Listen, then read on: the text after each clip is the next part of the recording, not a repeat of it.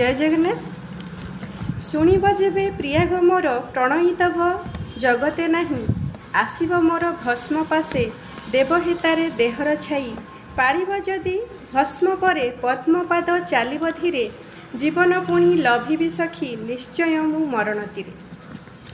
ओडिशार कला साहित्य संस्कृतिर पृष्ठपोषक कवि, साहित्यिक, समालोचक, प्राबंधिक, शिक्षक, सांबादिक, संस्कारक, संपादक डॉक्टर मायाधर मानसिंह 1905 मसीह आजिर दिन अर्थात नवेम्बर 13 तारिख कमनीय नीलांबू चिलिका परिवेष्टित कृष्णप्रसाद थाना अंतर्भुक्त एक क्षुद्र पल्लीग्राम नंदलारे जन्मग्रहण करथिले। बाल्य बयसरू पितामाता को हराइथिले मध्य शिक्षा पथरे साधना करी से इंग्लैंडर डरहाम विश्वविद्यालय डॉक्टरेट उपाधि पाई पारिथिले। जीवनर प्रत्येक क्षेत्र में निज पाई नूतन पथ प्रस्तुत करने मानसिंहर व्यक्तित्वर एक विशिष्ट दिग। चहला मन और दोहला भावना को अक्षर फूल सजाई मानसिंह। तांकर धूप कविता संकलनटी प्रथमे प्रगति संघ द्वारा प्रकाशित होइथिला। लेखक और तांकर केतक कॉलेज तरुण बंधु एही संघ आरंभ करथिले।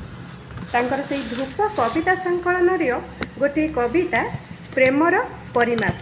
आसंतु पाठ करिबा।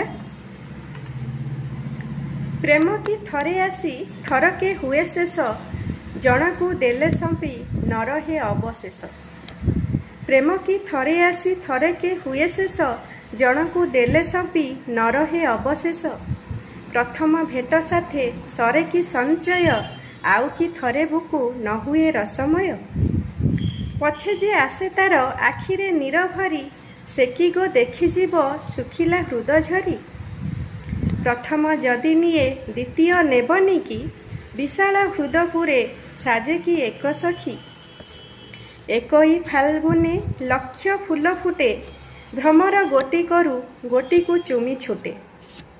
गोटिए प्राणी तार कोटिए सखी डाक, काहाकू दूरे रखी जीव से काहा पाख।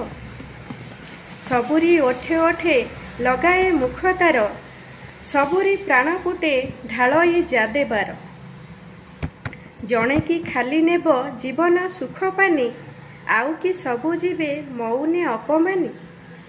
जीवन पथ परे अनेक साथी डाक, काहाकू दूरे ठेली जीवी मु काहा पाख।